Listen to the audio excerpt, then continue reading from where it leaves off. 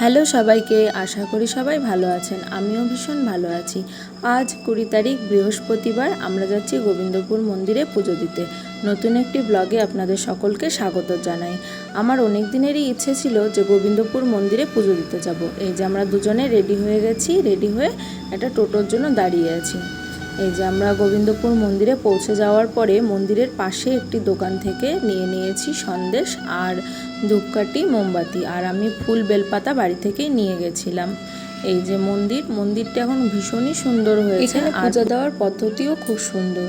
দিনটা ভীষণ বৃষ্টি, তবু আমরা বৃষ্টি মাথায় করে মাকে দর্শন করতে পৌঁছে গেছিলাম মন্দিরে পৌঁছে যা কিছু প্রসাদ, ফুল সমস্ত কিছু ব্রাহ্মণের কাছে দিয়ে আমরা মায়ের অপরূপ সৌন্দর্য উপভোগ করছিলাম। বসে বসে দেখছিলাম মাকে, যা কিছু ধন্যবাদ জানানোর, যা কিছু বলার বসে বসে মাকে বলছিলাম। সেই দিন মন্দিরে খুব একটা ভিড় ছিল না, ছিল গুটি কয়েকজন মানুষ যারা আমাদের মতন পুজো দিতে এসেছিল, আর ছিল একটা ফ্যামিলি মুখে প্রসাদ দিতে এসেছিল। তারা খুব কাছ থেকে আমরা সেদিনকার পুজোটা দিয়েছিলাম।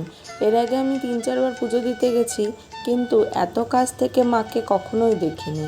এবার আমি খুব কাছ থেকে মাকে দেখে মনের মতো করে পুজো দিয়েছিলাম। তখনও বসে আছি, ব্রাহ্মণ কখন ডাকবে সেই অপেক্ষায়।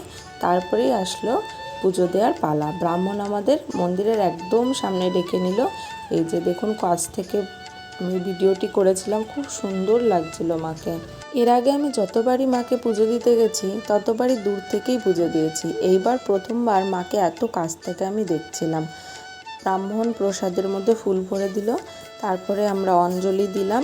অঞ্জলি শেষে আরতি করলাম মায়ের। আরতির পর সেই মোমবাতি আর ধূপকাঠি নিয়ে বাইরে রেখে দিলাম। তারপরে দুজনে মায়ের সাথে কয়েকটি ছবি তুললাম। তারপরে মাকে প্রণাম করে বিদায় জানিয়ে বেরিয়ে পড়লাম বাড়ির উদ্দেশ্যে। চলুন তবে এবার বাড়ি ফিরে যাই। বাড়িতেও মা বাবা সবাই অপেক্ষা করছে আমাদের জন্য। সবাইকে প্রসাদ দিই এবং আমরাও একটু প্রসাদ গ্রহণ করি। এখানে ভিডিওটা শেষ করছি, পরের ভিডিওতে আবার দেখা হবে। সবাই ভালো থাকুন, সুস্থ থাকুন, বাই।